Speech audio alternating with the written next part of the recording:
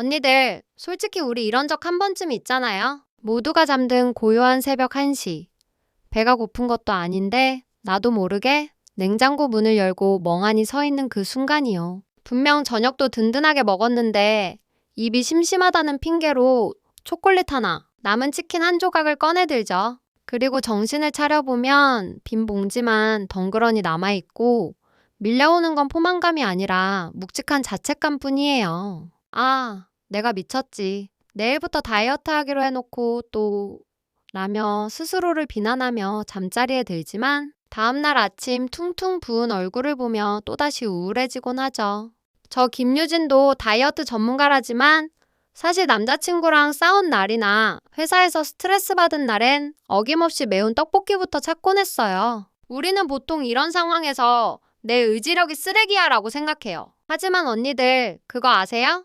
이건 의지력의 문제가 아니에요. 우리가 겪는 건 가짜 배고픔, 즉 감정적 허기 때문이거든요. 오늘 소개할 제니퍼 타이츠의 책 감정적 식사 종료에서는 우리가 왜 배고프지 않은데도 먹는지 그 심리를 아주 날카롭게 파헤쳐줍니다. 저자는 말해요. 음식은 단순히 영양분을 섭취하는 수단이 아니라 우리가 감당하기 힘든 감정을 잠시 마비시키는 진통제로 쓰이고 있다고요? 슬픔, 분노, 외로움, 심지어 지루함까지도 우리는 먹는 행위로 해결하려 들죠. 하지만 음식으로 감정을 덮으면 그 감정은 사라지는 게 아니라 몸속 지방으로 차곡차곡 쌓일 뿐이에요. 이제는 그 고리를 끊어야 할 때입니다. 그렇다면 진짜 배고픔과 가짜 배고픔은 어떻게 구분할까요? 저자는 아주 명쾌한 기준을 제시해요. 신체적 허기는 서서히 찾아오고 어떤 음식을 먹어도 괜찮다고 느껴지며 먹고 나면 만족감을 줍니다. 반면에 감정적 허기는 갑작스럽게 덮쳐오고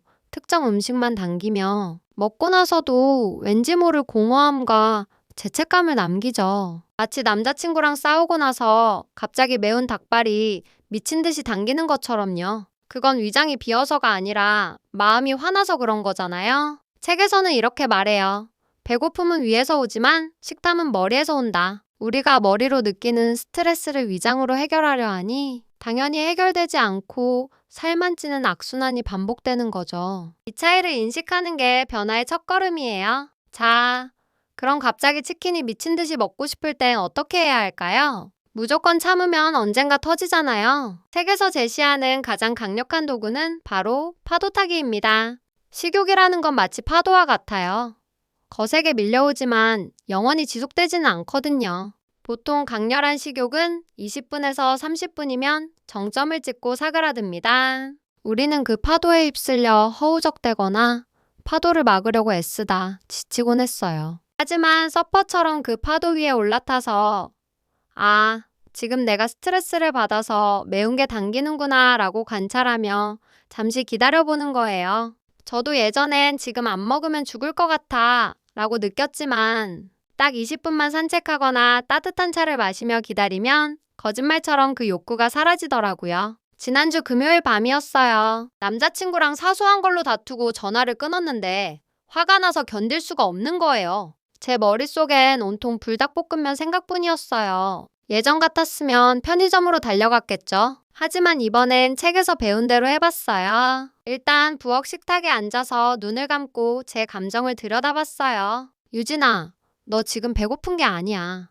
너 지금 속상하고 억울해서 그래. 라고 스스로에게 말을 걸었죠. 그리고 심호흡을 5번 크게 했어요. 그 짧은 순간 뇌에서 먹어. 라고 외치던 명령이 조금씩 잦아드는 게 느껴지더라고요. 대신 따뜻한 라벤더 차 한 잔을 끓여서 천천히 마셨어요. 30분이 지나자 놀랍게도 라면 생각은 사라지고 그냥 피곤해서 자고 싶다는 생각만 들더군요.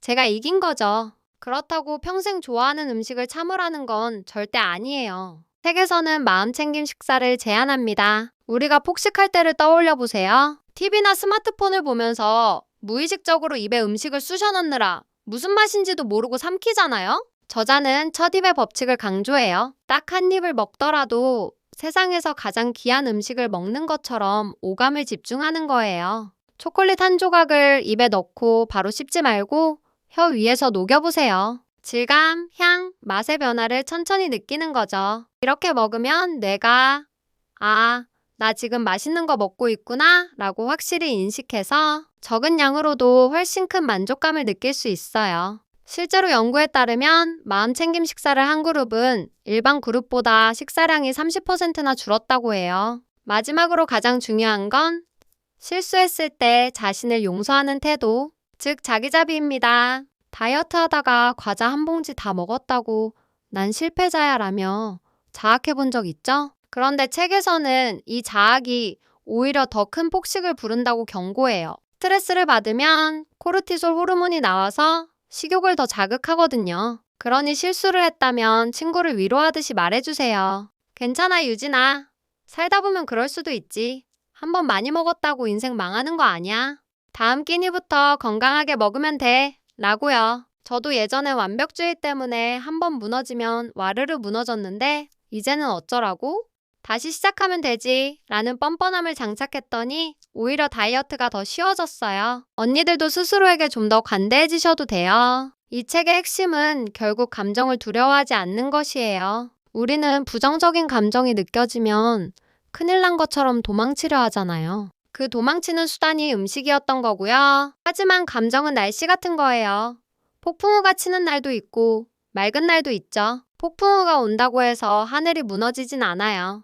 그냥 지나갈 뿐이죠. 아, 지금 내가 외롭구나.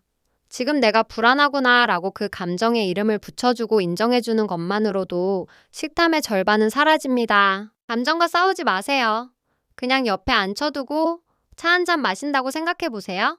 음식이 없어도 우리는 충분히 그 감정을 견뎌낼 수 있는 강인한 존재라는 걸 믿으세요. 오늘부터 딱 3가지만 실천해볼까요? 첫째, 냉장고 문을 열기 전에 스탑을 외치고 5초만 멈추세요. 둘째, 내가 지금 배가 고픈 건지 마음이 고픈 건지 물어보세요. 배에서 꼬르륵 소리가 안 난다면 100% 가짜입니다. 셋째, 만약 가짜 배고픔이라면 음식 대신 나에게 진짜 필요한 게 뭔지 찾아보세요. 따뜻한 목욕일 수도 있고, 친구와의 수다일 수도 있고, 아니면 그냥 푹 자는 것일 수도 있어요. 저의 경우에는 컬러링북을 칠하거나 강아지랑 10분 놀아주는 게 직방이더라고요.